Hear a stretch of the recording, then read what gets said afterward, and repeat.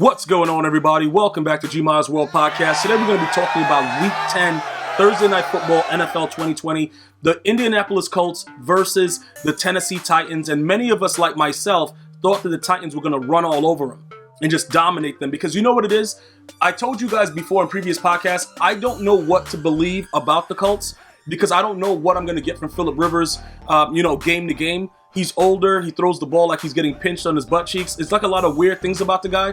But yesterday when he passed Dan Marino on the all-time passing list and clinched the number one seed currently right now in the AFC South, I have a different respect for him. And I'm going to talk to you guys about the actual, game in its overall totality. But we're going to start off with Ryan Tannehill and his rather pedestrian night. Now, he's 15 of 27, 147 yards. Derrick Henry, 19 carries, average 5.4, 103 yards. I'm going to tell you this right now. One of the bigger things that I saw, basically with the way that they played the Titans, the way the Colts play the Titans, they were able to get Derrick Henry on the ground. Now, a lot of you guys that follow me on Twitter, Instagram, Facebook, and Twitch, all at GmiasWorld, you guys know, I always give Derrick Henry the credit of saying that guy is not human. That dude will run, like he does not care, bro. The dude looks like he's bigger than everybody else on the field, and he's way too fast to be that big. So the biggest thing about playing the Titans is how do you neutralize him? How do you make him not be a factor? And the Colts figured it out. The Colts figured it out very, very early as well. Like, they had complete control of this game. We're going to get into Hines in a second with the run game and how he looked. He looked really, really good. But, with Derrick Henry, you have to focus on him. And then once you start to focus on him, Tannehill shines because now he can draw that ball, hold it back in his gut, throw it out, play action, and start doing whatever he wants. He wasn't able to do that because they were able to kind of maintain Derrick Henry. I know he went over 100 yards, but it was rather like the way that they spaced it out, the way that, they turned it over. Because remember, that one drive where they went for it on fourth down, didn't get it. The Titans were, they were riding high. The Colts come right back out. The punter muffs a punt. They get a block punt for a touchdown. The Colts were all over the Titans. Special teams, defensively. It was really, really like a dominant performance overall, and they could not stop Phillip Rivers. But with Ryan Tannehill, the way that he is, like I said, his biggest thing is this.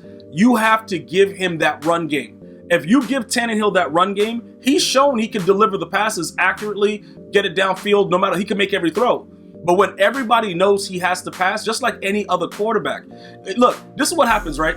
They got out of the Derrick Henry territory in the second half where we know that they couldn't run the ball because they needed points right now.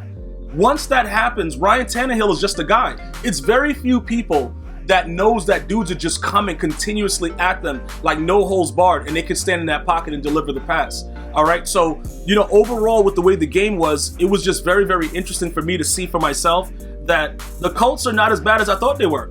And I told you, I'll be the first to apologize, bro. I was like, these dudes, I don't know what they are. I was looking at their record. I'm like, they don't really look like they're that good, AFC South, blah, blah, blah. Bro, they completely dominated the Titans. Like, it was a dominate. They felt no fear. One drive, they went for it on fourth down 2 times. Like, it's just like, they were like, look, we're better than you.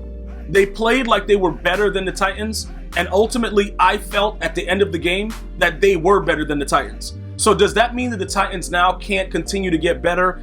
They can't, brush up on the special teams, fire the punter, fire the kicker as well? Can they not do that? Yes, they can. They can change some things, but I still feel that if the Colts play the way they played defensively last night, that's going to be hell to pay for any team that plays them because they were clicking on all cylinders, and that's dangerous. All right, now we're going to jump over to the Indianapolis Colts. It's kind of weird that he's not a Charger anymore with Phillip Rivers. We're so used to seeing him throw the ball like somebody's grabbing him. Like, he just throws the ball really weird. But I will tell you this. He didn't really offend me while he was throwing the ball yesterday. It kind of came across like he knew what he was doing. Like I said, he made history. He passed Dan Marino on the all-time passing list. When they asked him about it, he just said it was special. The dude has 9 kids. I don't know how he even goes to practice. It is what it is. But I got to tell you this, right? Watching the way that the team played overall, I think they have a special respect for Phillip Rivers. And when the players respect you, like they'll run through brick walls for you. And I saw that in the players yesterday. It's like they actually had confidence in this guy. And I'm like, what is going on? Because I thought this guy was just a guy, bro. Like, I'm like, the guy comes out, he throws passes every single snap. When he's with the Chargers, he has like over 5,000 yards all the time, but they don't win anything. LaDainian Tomlinson, all that stuff. He's on the sideline in the rain, in the big jacket with the shoulder pads on. I'll never forget that in that playoff game that they lost. It's like Phillip Rivers can throw for a ridiculous amount of yards, but he hasn't won anything.